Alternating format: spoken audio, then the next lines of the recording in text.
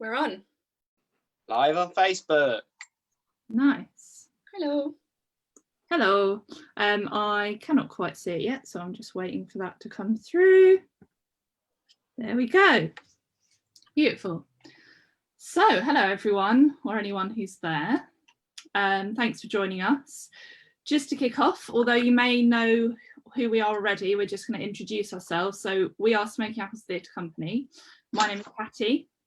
I'm Molly. Hello. I'm Matt. Hello, everyone. And I'm George. Hello.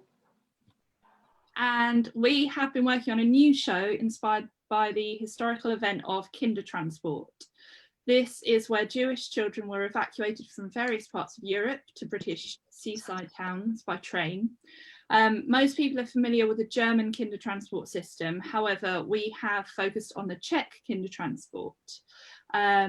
This was initiated by a British man called Nicholas Winton, and his efforts ended up saving 669 children from Prague.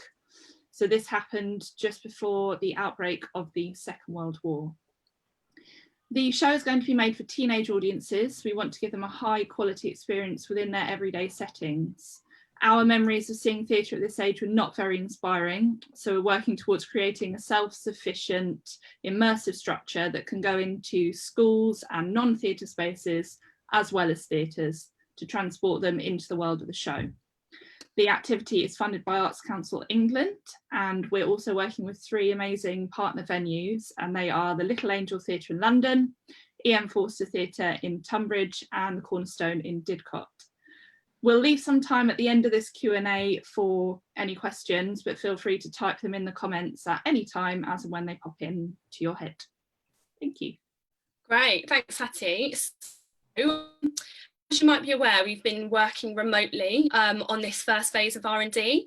So when we found out we got our funding to do this project, obviously it was great euphoria mixed with, oh my goodness, I have no idea how we're going to do this, mixed with, how are we going to do this? What can we do during this time? And, you know, I think it took us a while actually to really think about whether a remote phase of working could work. But I think we wanted to give it a go and see what would happen. So we did about 4 or 5 weeks of remote working together, and then the plan is to very much take these ideas into the rehearsal room, obviously when it's safe to do so, early next year, fingers crossed, all being well. So it has been challenging, remote working. Obviously we are visual puppet-led theatre, so in terms of those like things that you fix down, it was a bit of a challenge at first to go, all right, how can we work with more fixed things, or you know, how can we work with visual ideas when we're not necessarily able to be together or to try them together. But what we have done is, so the core creators on the team, so that's myself, Matt Hattie and George, who you see on the screen, we broke up into smaller sub-teams. So there was script and narrative development, set design, puppet design, and visual scripting. And everyone sat on at least one team. So, and then they crossed over into another. So for example, I sat on the script and narrative team with George, but I was also heavily involved in the visual scripting side of things as well. So what that allowed, and I think it worked quite well, was this sort of cross-pollination of ideas, but also not everyone working on everything. And obviously, you know, when you're in a room, those multiple voices, I think, are quite easy to manage. And, you know, it's kind of, you thrive off of that. But I think on Zoom, it can be quite tiring, exhausting sometimes to have everyone chipping in all the time, and quite difficult to like make progress. So yeah, we found that really helpful. And we can take questions on remote working if you guys have any. So feel free to write those in the comments as we go along, and then we'll answer them all at the end. So to see what we got up to, I'm going to hand over to Matt now to tell you a little bit more about the set design. Awesome. Thank you very much, Molly. So I was still able to use the Smoking Apples workshop after lockdown, as it was a safe space and only me in it. So we decided to talk about making not only just doing physical drawings of the designs, but creating a 3D model box in quite detail, so that we could work out any issues at this stage, so that later on the build phase would be a lot quicker and a lot smoother, because we've worked a lot of the problems out on the smaller scale. So the idea is that the set will be a self-contained structure, meaning we'll go into a school hall, or we'll go into a theatrical place, or we'll go into a village hall, and we'll be able to build this structure inside, and the audience will be inside the structure watching the show. So the idea is that we'll have around 30 people inside, and the performance will happen on the outside in. So the idea also is that it's quite immersive. So from the outside, it literally just looks like a square box, and then you're transformed, the space is transformed inside. So I'm going to share screen and take you through a little video that we did for the model box. He says, successfully. So share screen.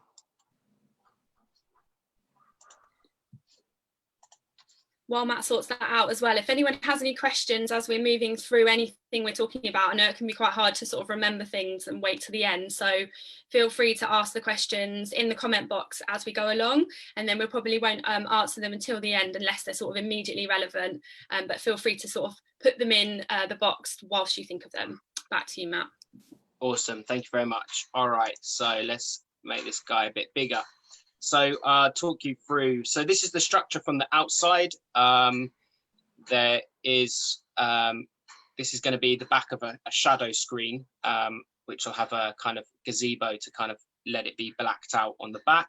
And this is where the actors will be from the outside. So this is your scale of a 6-foot person, to give you an idea of the height of the set. And of course, there will be a material that's over the top to make it a blackoutable space with theatrical lighting inside. However, for the purposes of this video, I will be taking it off so that you'll be able to see. So the audience enter through this end of the wall, and there'll be lots of stalls inside, and they're not necessarily told which way is front.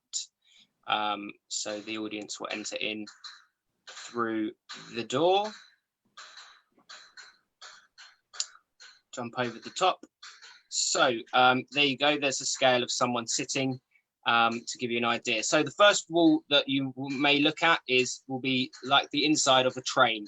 The middle center will be a shadow screen, and on the left and the right are windows for puppets or actors to kind of pop in and out of, and they'll slide up and down like a traditional train window would. So yeah, there'll be lots of shadow in the front. This window also doubles up as not only a window, but it also drops down as a hatch, which will have become various different places. There'll also be luggage racks with scaled up full-size luggage. On the left-hand side, we've got a interactive map. So this is a map of Czech Republic going through Germany and the journey that the trains and boats took to the UK. So this will be interactive in terms of there'll be little trains and stuff that move along the wall, and accompany this, there'll be a model railway that will run along the underside, underneath the map. There'll be lots of like 2D cutout shapes, and the train will have a torch on it, which will project shadows across onto the screen to make them look 3D. So you sort of see the train's perspective. And there's a little hatch over in the corner, which some characters will come through, which we'll talk about a bit later on. Also in this part, there is an opportunity for some shadow puppetry that will happen on the roof. So it will be almost like someone is walking along the roof. This will make more sense a bit later on. And you'll be able to see footprints through there. And there is also a hatch for puppets, actors to pop their heads through on there. Over on the right hand side, this is going to be where a lot of the tabletop or bunraku style puppetry will be, and the sign at the top there will have different station names as we follow the journey along, and also each of the corners are kind of a mix to bring all the different parts of the set together. So this will be a hatch that will lift up, and there will be tabletop puppetry and different miniature sets which will appear on here. There you go, my expert hand. I can puppeteer anything. No. So there we go. So that's where the most of the puppetry will happen there. The back wall will have lots and lots of suitcases on. Some of the suitcases will have labels on with names of different people that were to do with Kindertransport, and the door is kind of invisible. There's an idea that some of the suitcases may open, that the audience have to find the key in order to get out, and this was some ideas for different flooring types that we may put inside, so that we completely immerse, and we're in a nice sports hall and we've blacked out everything, and then we've got a netball court running through the middle of the floor, so it will be a floor as well. So there we go. That is the set from the outside. Final time, it's roughly 5 meters by 5 meters on that. So yeah, so that gives you a little idea of the set, and we're kind of working aesthetically with kind of browns, blues, oranges, kind of desaturated colors, muted colors, and we're also going to look at using actual like old vintage train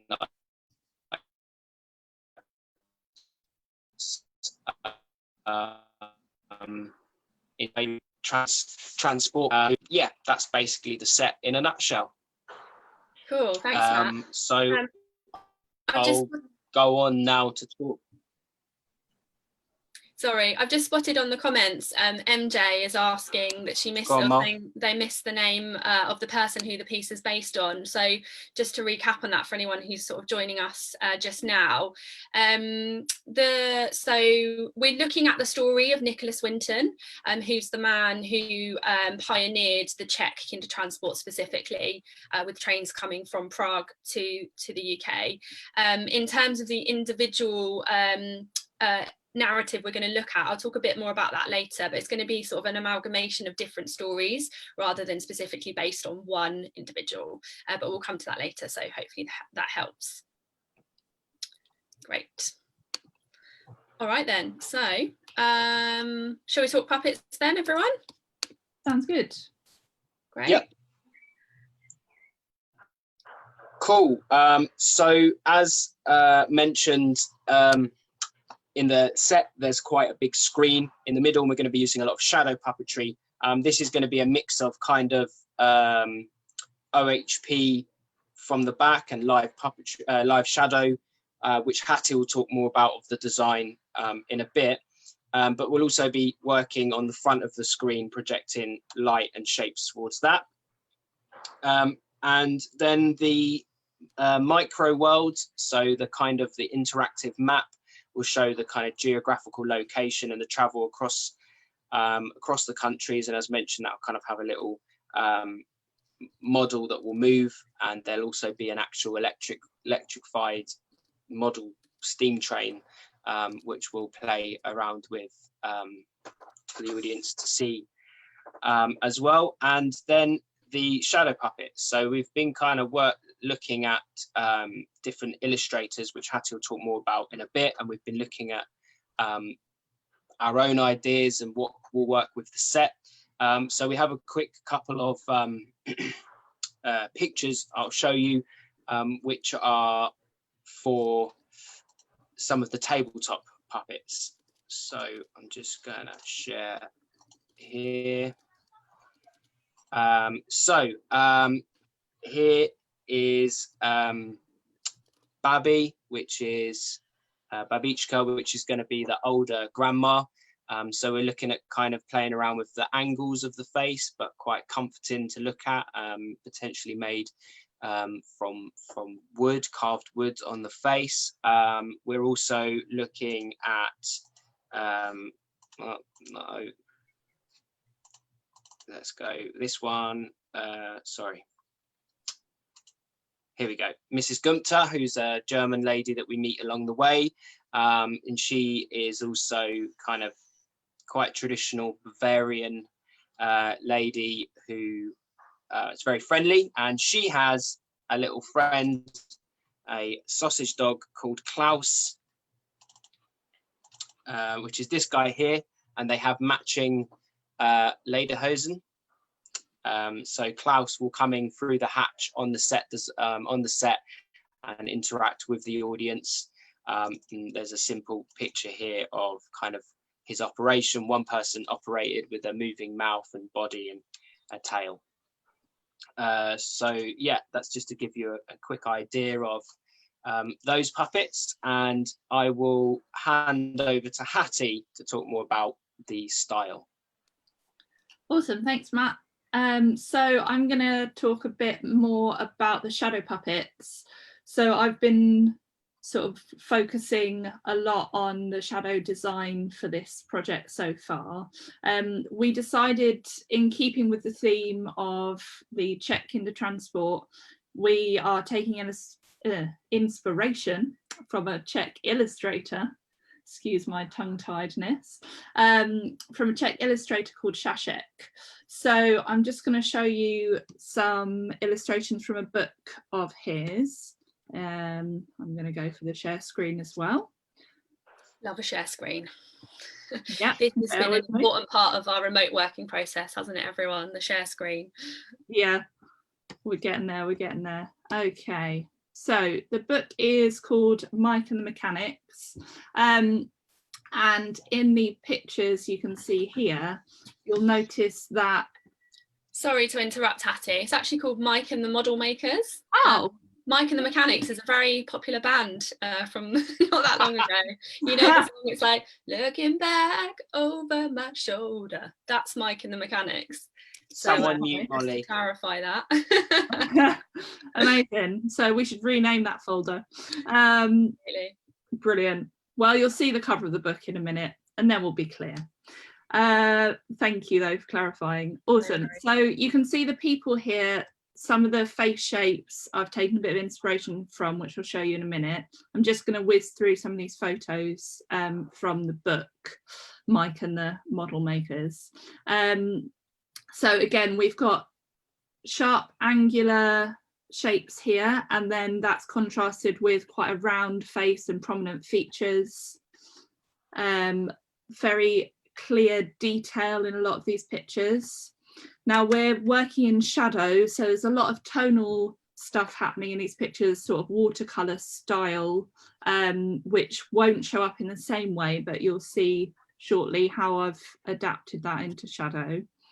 Again, looking at the face shapes here, there's some clear features when they're in profile, but then when they're front on, it's a bit more round and a softer look. So this was sort of where we took some inspiration from. Just going to whiz through these. And really interesting hand shape as well, which works well in shadow because there's detail on the fingers there, so you can see every part of the hand.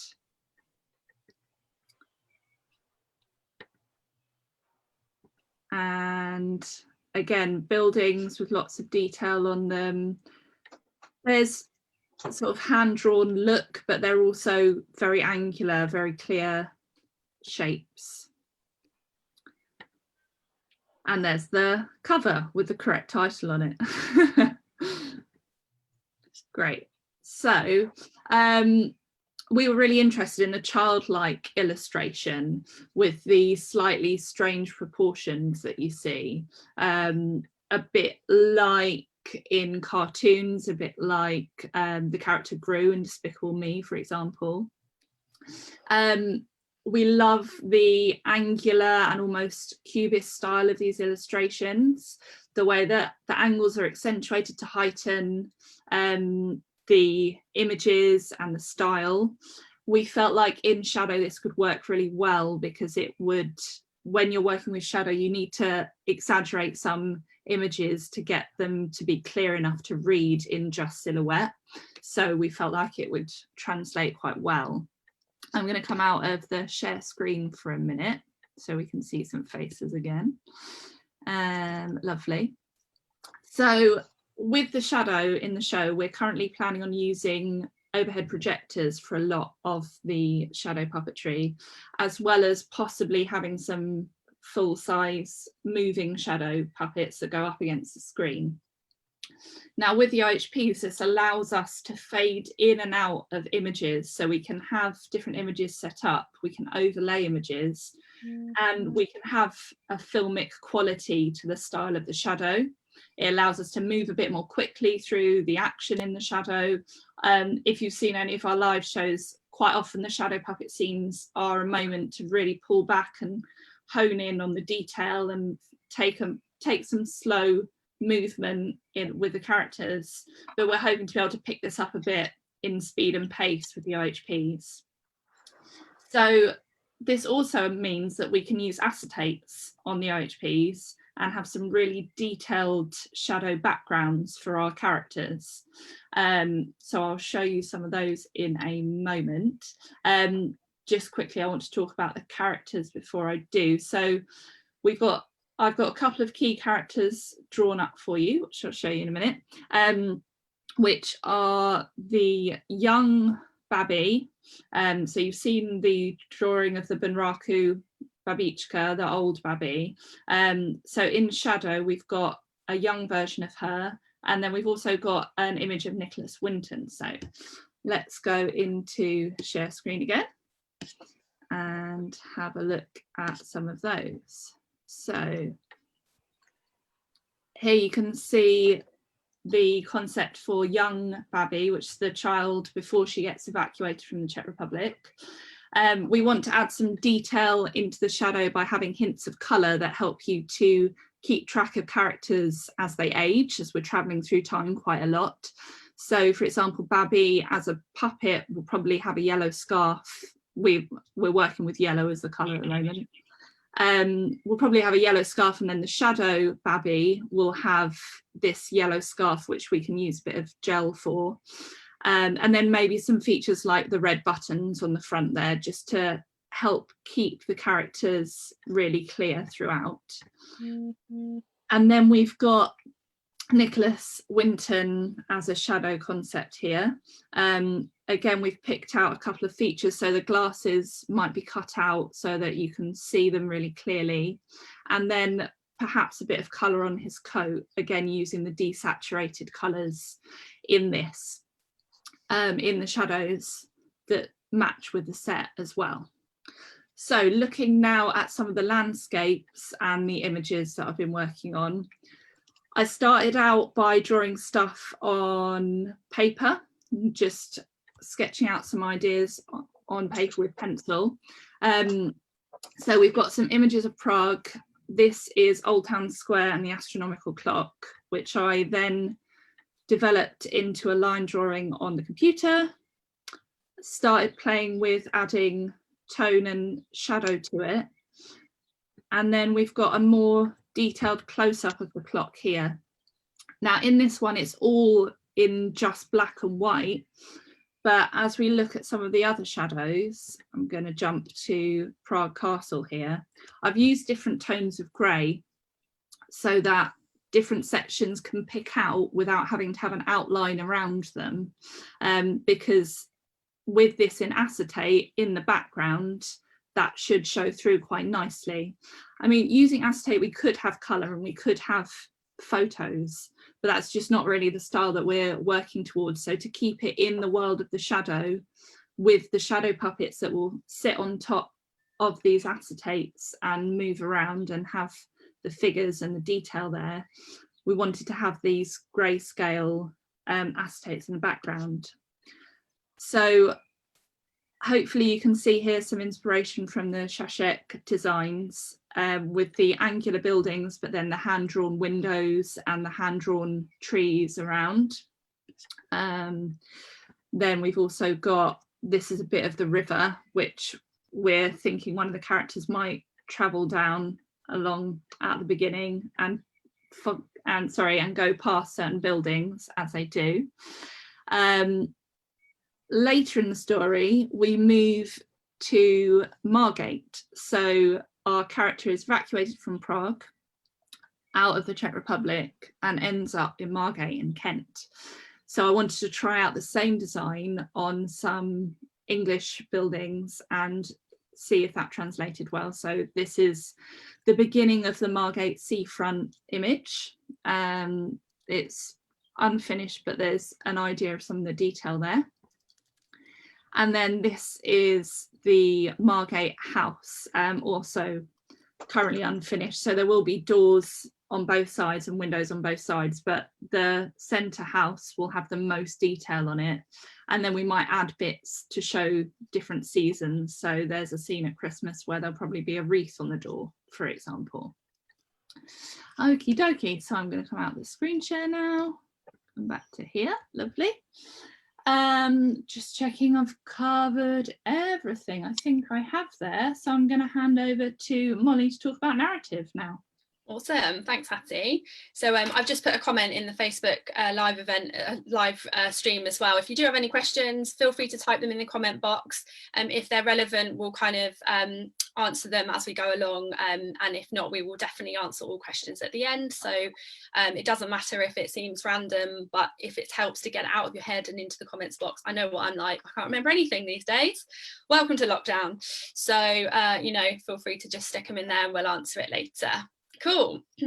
So George and I have been heading up the script and narrative development for this remote phase of R&D. And I think this in itself is perhaps the biggest area of change. I don't know if you guys would agree with that. You know, what Hattie's sort of saying about the shadow puppetry and that inspiration in the drawing, and what Matt has said about the set and the model box, they are often parts of our process anyway. Whereas I think we wouldn't normally start with a script. We would normally start with a narrative structure where we kind of bullet point what might happen. But I would say we don't normally do scripting until we've made the show, and then we write it down. And mostly for the sanity of our poor, you know, and really hard-working techs who have to try and light it and put sound to it and all that stuff. So yeah, but we thought, why not create a script? Why not have something more solid that we can take into the rehearsal room? And I think, of course, you know, the issue there is that it's really easy to write all this stuff down, isn't it, George? You know, all these amazing ideas, you know, that flies across the room, this appears out of nowhere. So I think, obviously, once we get it into the rehearsal room, it will shift and change. But we've tried to sort of find a visual language, which sort of forced us to describe the visual events in a way that I think we wouldn't have done normally.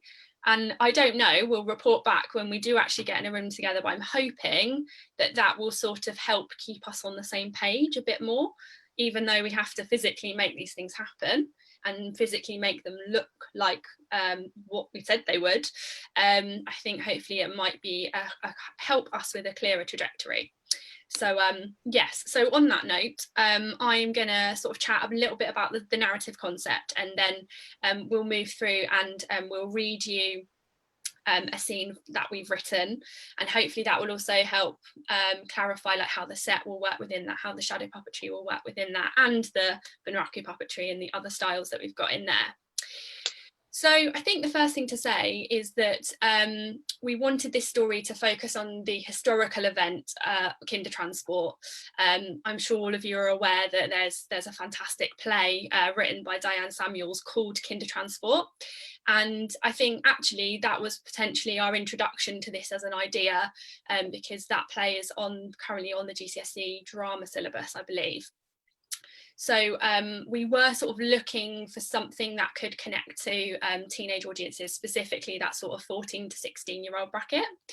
I think then as we did our research, so Diane Samuels Kindertransport is about the German Kindertransport, not the Czech Kindertransport. I think doing our research from there, we then started to realise that the Czech Republic had a version of Kindertransport. We found out about Nicholas Winton, and due to our connection with the Czech Republic, so for those that don't know, myself, Matt and Hattie trained in Prague. That's kind of where Smoking Apples started. It's where we learned about puppetry for the first time properly.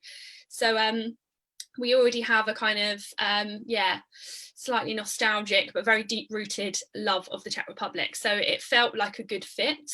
And I think we as people really understand that split between feeling a bit British but also feeling a bit Czech. And maybe I have no right to say that because I'm not Czech, but I also feel like, you know, we've spent a large part of our lives there. It's hugely integral to what we do, so therefore it potentially has become part of our identity in a way. And so identity, therefore, was something else that we really wanted to look at in the narrative. And with that being the kind of message, so this idea that identity is not necessarily where you were born or who your parents were or what you do now, but it's actually a collection of experiences. And I think thinking about the Kindertransport system and the event, that kind of aligns quite nicely with the idea of suitcases and having to take very few objects in that suitcase. And we were sort of thinking about, weren't we, going, or if we had to set ourselves the task of going, right, I've got a suitcase and I'm only allowed to put like 8 objects in it, and those 8 objects have to represent my identity, what would you put in? And, you know, we all massively struggled with that, didn't we? We were like, I don't know, I literally have no idea. You know, particularly if you think about someone else then opening that suitcase and trying to decipher you or your interests or your personality from those objects, it felt really kind of strange and intrusive. So I think we like that idea as a concept. And thinking about what we know about teenage audiences, some of you might know we run a youth theatre called Spectrum Youth Theatre with the Little Angel, with teenagers who have high functioning autism.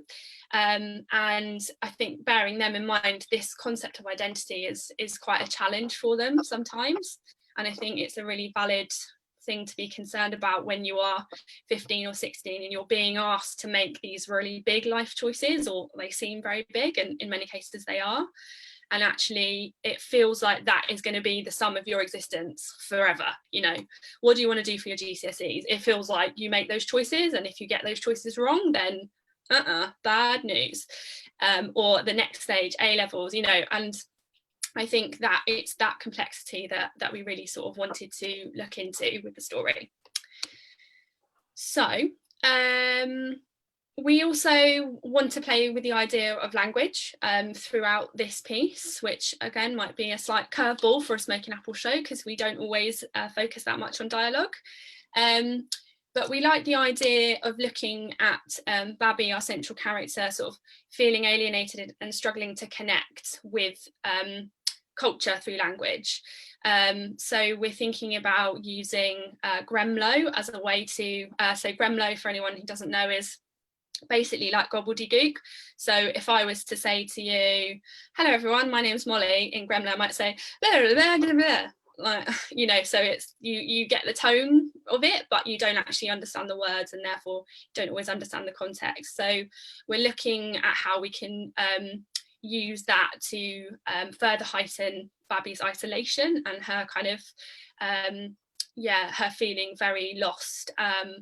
And obviously culturally language is very important, and through the course of the piece actually looking at how we can then start to drop, you know, audible English words into the Gremlo to kind of communicate that she's starting to learn it and understand it and is feeling a bit more comfortable in her surroundings.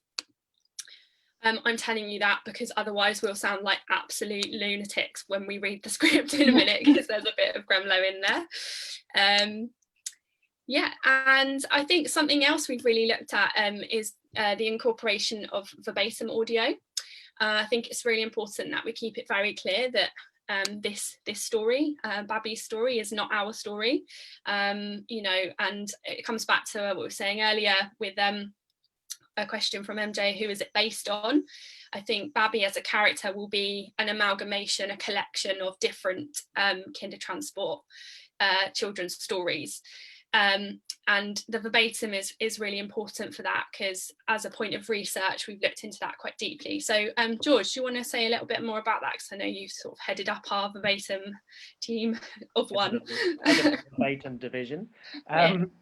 Yeah, I think like you said, Molly, it's we managed to find quite a rich vein, as it were, of interviews with specifically people who went on Nicholas Winton's Kindertransport, the ones from the Czech Republic. And it's obviously them quite some years down the line. There was a university in America that have done these interviews and also created a documentary called The Power of Good, which are available to some schools to access as well. So having this sort of rich vein of their actual recollections of these events just sort of help bring, almost like settle the work in this world, that it actually it did happen, and these are these genuine people's experiences. And as you said, it's their experiences, and who better to tell their experiences than themselves in some ways.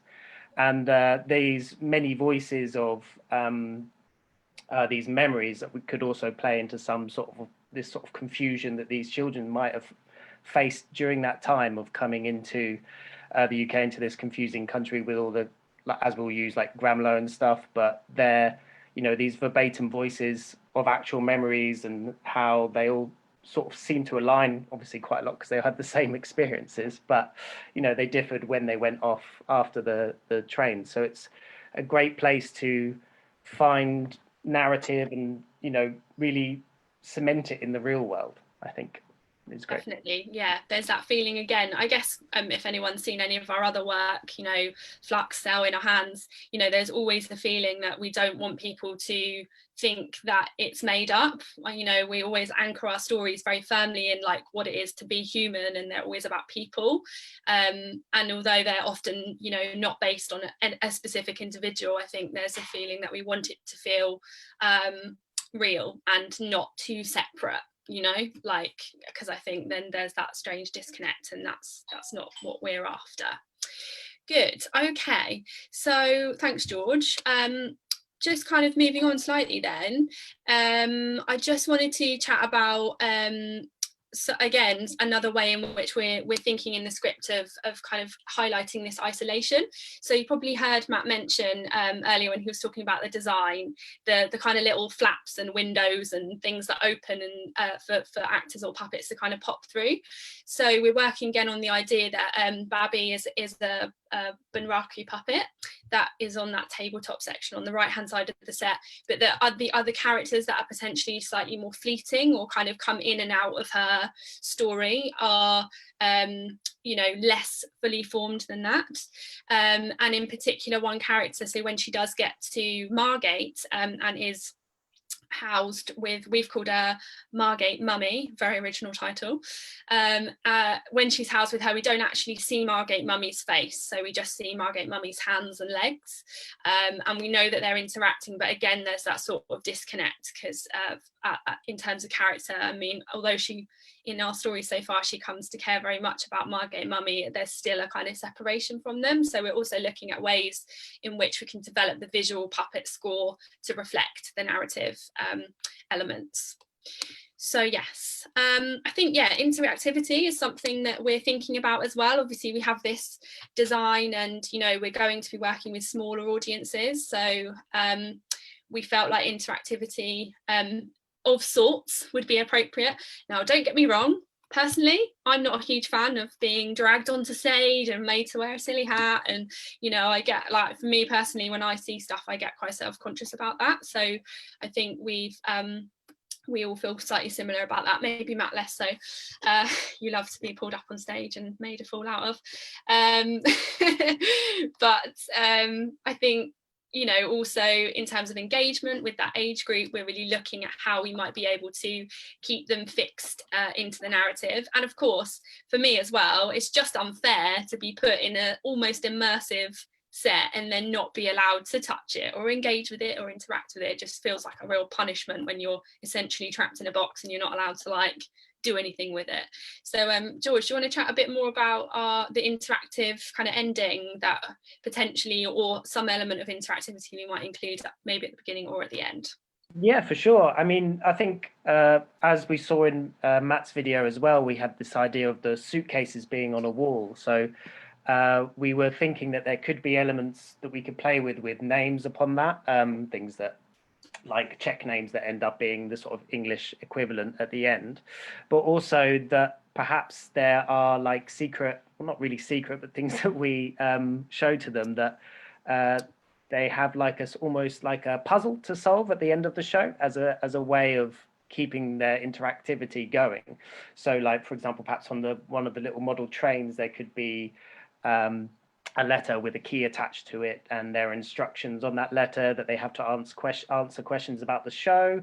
And then, for example, the first letter of each answer perhaps spells a name, and then they'll find a name on the luggage tag on one of the suitcases, open it with the key perhaps, and then there is something for them to do inside that, whether it's more information about that specific person, perhaps they're a real life person that we found information on through the research. Perhaps there's some like small videos that could play even separately from that, or is there something for them to take home or a task for them to do?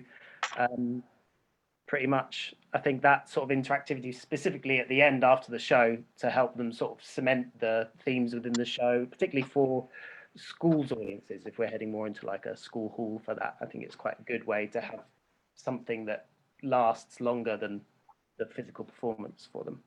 Definitely, yeah.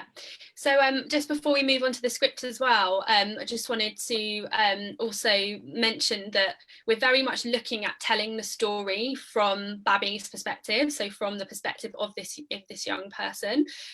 We imagine she's around 11 or 12 when she first goes on the Kindertransport train, and then during the narrative at the moment we do actually see her grow all the way into adulthood and kind of time hop through that period. I think for us it's important that we tell the story from her perspective, but also it's really fun. You know, we've had a lot of fun sort of playing around with you know, the logic of a younger person, and the fact that, you know, they might have a different approach to things visually as well. We've thought about what they would see. So again, it comes down to those like sort of slightly segmented visuals, whereas, you know, an adult might see, you know, the whole picture and the face in detail, whereas I think, you know, younger children often focus on like really specific details, or they remember very specific moments and things. So we've had quite a lot of fun playing around with that as well. And I think also in terms of how that relates to the wider sort of design, you know, this slightly abstract kind of concept as well, hopefully that should fit in quite nicely. So we're now going to read a scene that we've written. Up until this point, I'll just fill you in a little bit. We've seen Babi and her family in Prague. We know that the outbreak of the Second World War is on the cards. Really importantly, in terms of timing, Kristallnacht has happened recently, and so Babi's parents decide to go to Nicholas Winton to pay for her to have the paperwork done and to put her on a Kindertransport train, and that train is going to be going to the UK. So this is a scene that happens when she is on the train, and some of the characters that she interacts with. Cool. So I'm going to read the stage directions, and then the others are going to fill in. Cool. So section 8, the train journey. The roller shutter pulls up and Bunraku Babi is sitting on a train seat. She is clutching her suitcase and looking slightly scared. A rabbit in headlights looking around at the audience. There is scenery passing through the window of the shadow screen. This moves from beautiful countryside scenery to military images to build tension. Audio, train sounds. The audience hears the train stop. The shadow scenery stops and we see a sign saying Weidhaus, a German border town in the shadow screen. Now the train has stopped, Babi is terrified. There is the audio of a ticking watch/clock. Babby lifts the suitcase to her ear and clutches it tight.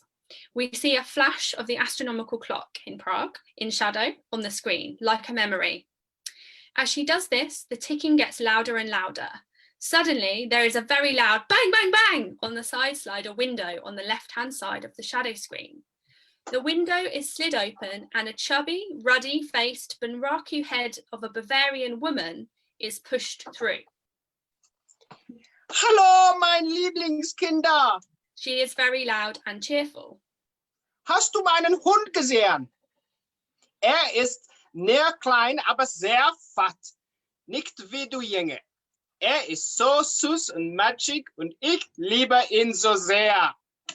Before Mrs. Gumpter can finish, Klaus, her obese sausage dog puppet, with a red gingham neckerchief, bursts through the flap which is in the bottom right-hand corner of the map wall. Klaus jumps all over the audience, trying to lick them, wanting to be petted. He then makes his way over to Babby, and she giggles and laughs as she tickles his belly and he rolls over. During this, Mrs. Gumpter is ad-libbing things like Nein, Klaus, runter, Klaus, ha ha ha ha, ist so lustig, etc. Okay, Klaus, komme jetzt hier. Klaus looks at Mrs. Gumpter, looks back at Babby, and with a final lick of her face, trots back over to the flap and exits. He then jumps up to join Mrs. Gumpter and pokes his head through the window, panting. Oh, du armer kleiner Schnurli-Pudlis. She looks like she has an idea. Ich habe etwas, das dich aufmuntern wird. Bonbons. Mrs. Gumpter reaches down out of view and then throws handful of sweets into and over the audience. Genießen, meine Liebings. Schereißer. Tschüss. Mrs. Gumpter waves and leaves. Babby puts her suitcase down and picks up one of the bonbons. She sniffs at it heavily. It smells good. The train begins to move. The shadow scenery moves and the station sign moves off. The map wall comes to life and the model train moves further along the line. The miniature train moves further along the map. The focus is then pulled back to Babby. Babby is still clutching the sweet with her hand. She picks up her suitcase and lays it on her lap. She opens it to put the sweet inside and directly addresses the audience. Budu tu okladat na později. Sorry. Babby smiles at the audience. She looks down at the suitcase. Back at the audience, down at the suitcase. She's trying to weigh up whether to share her special contents with them. She decides to go ahead and takes out her copy of the children's storybook, Popelka, or Cinderella. She presses it to her chest in the same way that Babichka does in the attic. She looks down at the book and then out to the audience. She decides that they will read it to her. She walks forward towards the audience and gives the book to an audience member. Chitesh. The audience obviously do not understand. She gestures them to open it and read to her. Chitesh. This time more persistently. Inside the book, there is an English translation and some short instructions for the audience member to read the book to her. Hopefully they start, but if not, Babby can keep repeating and gesturing until they do. Once the audience member has started to read, Babby goes back to her seat and begins to settle down and listen. As they read, she begins to fall asleep. If at any point they stop reading, she will wake up and frown or grumble at them until they begin again.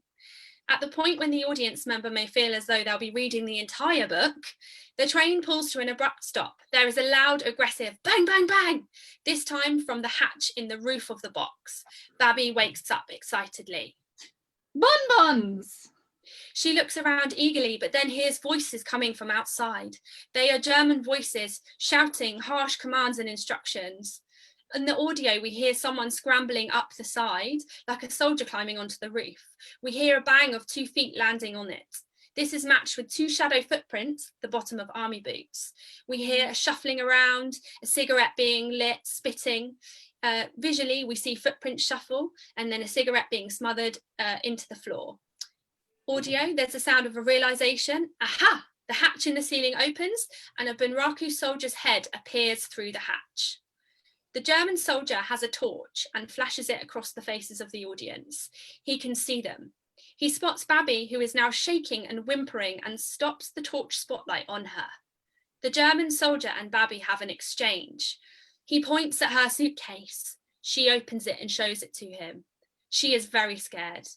He's pointing at the bonbons, but she misunderstands and holds up several other items that she thinks he's going to take from her.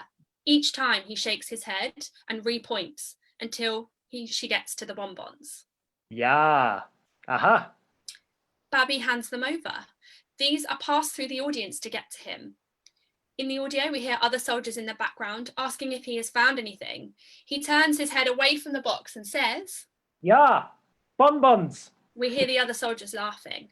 Nein, nichts Interessantes hier. The hatch bangs shut and he's gone. Babby is shaken up. She takes the shoe out of her suitcase, listens and hears the ticking and snuggles up to it like a teddy bear and falls asleep. End scene. So that's the end of scene 8. Cool. I'm just going to plug my laptop in. Nice. So now we're just going to look through some of the comments that have been going on and answer any questions that we can for the next 9-10 minutes until 2. So wow, lots of questions. Thank you, everyone. It's really great to have some involvement. Cool. So I think one from much earlier on was from Anna Carolina Carr. She asked, how much will the set cost? Over to you, Matt Lloyd. How much have you got? So yeah, total budget for, I mean, we've broken over 2 stages, so it'll be an R&D phase, and then it will be a final where we'll probably change stuff, and then a final make. But the total budget for just the set, not labour but materials, it is around 5,500 to 6,000, or will be by the end of it. Obviously, and then including labour. On top of that, so the set, props, puppets, all of that budget will probably end up to amounting to around 12,000. So I was going to say that set is going to include the lights, the sound, everything's going to be built into that, so that when we get to a venue, a venue or a school, we don't require anything from them other than power, and obviously that is a consideration as well. Yeah, just to say something interesting to pass on, because I think we've learnt this during this remote phase.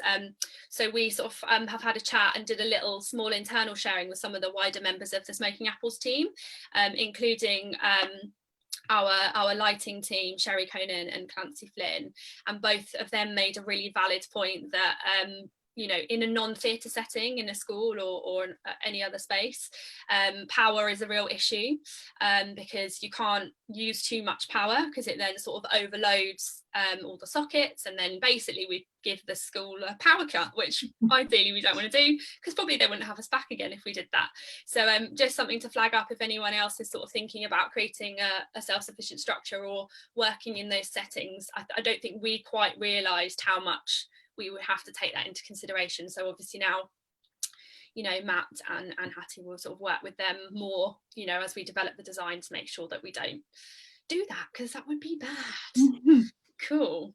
So we've got one from Louisa, which, just to sort of clarify on that, will the text be spoken live or pre-recorded and played during the performance? So the verbatim text that George was talking about will be pre-recorded, because the plan is that it will be actual verbatim interviews, so that will be played as a recorded sound.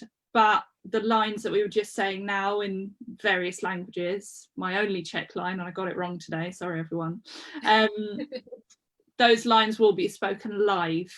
We don't really want our shadow puppets to talk at the moment, but we're working with the Bunraku puppets actually speaking. Great. So thanks for that one. Okay, so question from Sean. Thanks, Sean. So he says, are you aiming to work from a completed version of a script, or are you going to have something with a few holes or starting points or notes to work with in the space? What questions are you still hoping? What questions are still going to be hanging over you once this development process is finished? So first part of that question about script stuff. Yeah, we, you know, it's full of holes already, I can tell you that for free. There are many moments, aren't there? They're laughing because I do this thing in the script where if I can't think of a realistic solution, I'll just write something really random in, like, the shoe drifts across the space. So, you know, for instances like that, of course, we're going to have to work out practically what that means. But yeah, it's not going to be perfect. We don't really work in that way, to be honest with you.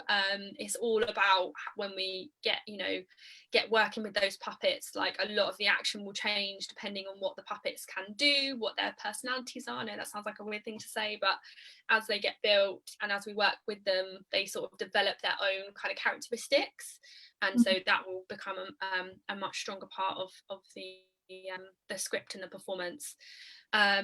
Also, just to add to that, we're during the R&D process, with the practical R&D stage, we are planning to be working with several different youth groups, theatre groups, schools groups, to share our ideas with them and get their input and shape the show accordingly. So as far as we're concerned, nothing is set in stone. And if we took this to a group of young people and they went, that bit doesn't work, you know, we're totally responsive and open to their thoughts and comments during this. Or if they're like, don't be so cringy adulty about that stuff, like, you know, I think we're really aware of that.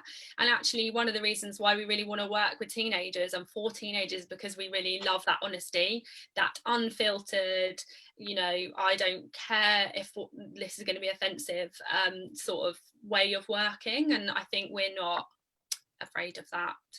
Maybe I'll live to regret that sentiment, but no, I think that's part. It's got to be, if we're going to make something for them, they've got to have had some involvement in it.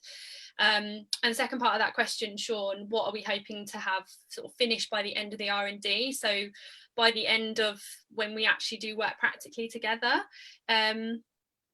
I think we're aiming to have consolidated the narrative ideas. We're aiming to know if this self-sufficient structure and like how we get the audiences in and out of that is going to work as like a concept, both practically and in terms of how it, you know, relates to interest and narrative.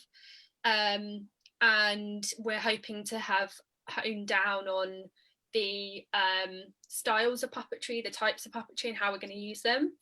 And also, most importantly, we're hoping to have had, like Hattie said, much more input from young people and the communities who these kind of stories affect as well.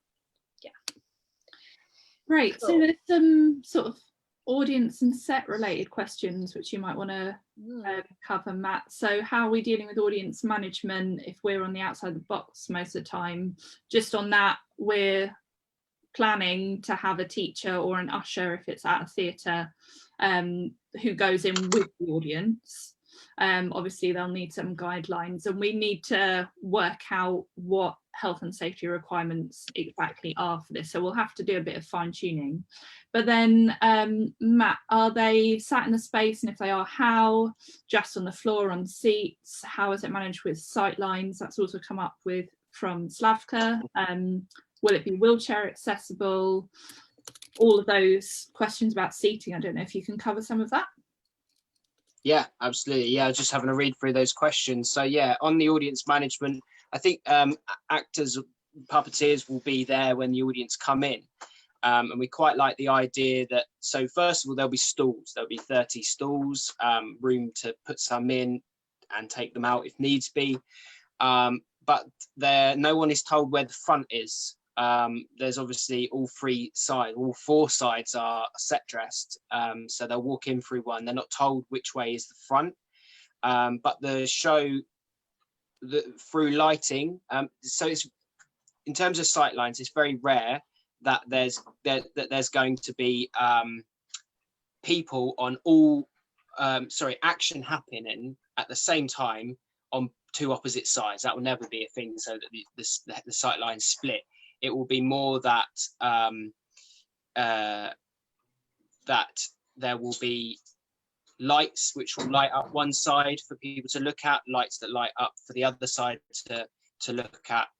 So sightlines may not be an issue, but we'll try this out when we're working with the schools, and also in terms of audience management and managing the kids' reactions to funny bits, or being told to push a button on the set or pull something on the set for the journey to continue. Again, we'll play around with this. We'll soon work out what works and what doesn't work. Then we'll, either brief teachers beforehand saying, in this bit we have this kind of reaction, so can you just keep an eye on that? But if not, we'll add in that maybe Mrs. Gumter or someone part of that action is in there, characters in there also helping to manage that as we go. Yeah. So yeah. So there's another question from Slavka about so partly asking about sightlines, but then also moving on to looking at wheelchair access, and is there more than one exit if someone needs to leave quickly?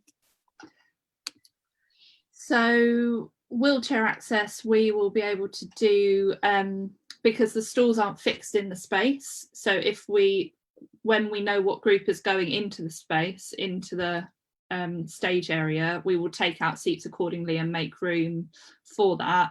The doorway that goes in will be accessible for a wheelchair user. We haven't currently got another door designed into the set, but that is something. There are other sections of the set, I believe, Matt, which can change or currently aren't set for a purpose, so we could possibly add another door if that's something that we need. Yeah, I don't know if you want to add anything to that, Matt. Sorry, you went, so I thought I'd jump in. Oh, I haven't got sound from you at the moment. There we go. Yeah, no, that's all good. Right. You covered that. So another question then, so a sort of follow up on the audience management from MJ, which is a really valid point about how do we think about audience management in a school setting, and how do we make sure that the teachers are light touch in their approach so that they don't kind of control the environment too much. And we definitely have talked about this, haven't we, when we've been doing the script, that actually, and in our experience of taking work to school settings before, it's not a criticism on any teacher out there, that they do a fantastic job, but I think the temptation can be to make everyone sit down, shut up and listen, and actually in a way we kind of don't want that in this setting. So we've thought about some different sort of interactive ways in which we can include that in the narrative, particularly at the beginning of the show, where we're going to try and establish that it is okay to interact, but it has to sort of be on certain terms. And we've also discussed as well potentially sending like a small information sheet, just literally like a side of A4 to schools before the show arrives, or talking to the teachers just before the students are let in, just so that they're aware that it is important that they have ownership and they can interact and they can sort of feel free to be a bit fun with it. Obviously, we're putting our heads on the chopping block with that because it could go horribly wrong. But again, this is something that we want to try out in practice with some of our groups when we do move into the practical stage, so that we can kind of iron out any kinks. But also, from our perspective, I think it just makes it a bit more fun, keeps us on our toes. Again, I'm sure I will regret that sentiment, but I think we really want to give that a go. Yeah, there's been a few more comments about lighting and using LEDs, and that's all valid. Thanks, Sherry, for explaining. Sherry and Clancy are two amazing techs who, well, not just techs, general geniuses, designers, brilliant people. So they were giving us some thoughts about burning schools down with our power outage during our first sharing. Good reality check conversation, that one. Much needed. But no, that's exactly why we spoke to them, isn't it? So fab. Okay, well, I think we're going to wrap things up there. This sharing will be available on our Facebook page. We'll also pop it on our website. If you do have any questions, feel free to comment on it directly. Like, if anything, I know I often do that, where I go away and go, oh, what about this, what about that? Please do come back and comment on it. We will still reply even though it's not live. And of course, we really hope, fingers and toes crossed, that we will be able to work practically next year, early next year, and part of that will be sharings, and there will be some public sharings. They're not just aimed at teenagers and young audiences. So hopefully we will see you there, and yeah, we'll keep you up to date with our progress. And just thank you so much for coming. It really does mean a lot. It's really nice to have this moment at the end of working quite separately, even more separately from audiences than normal. So thank you for taking the time to join us. Awesome. Thank you very much. Right. Bye, everyone. Thank you. Bye.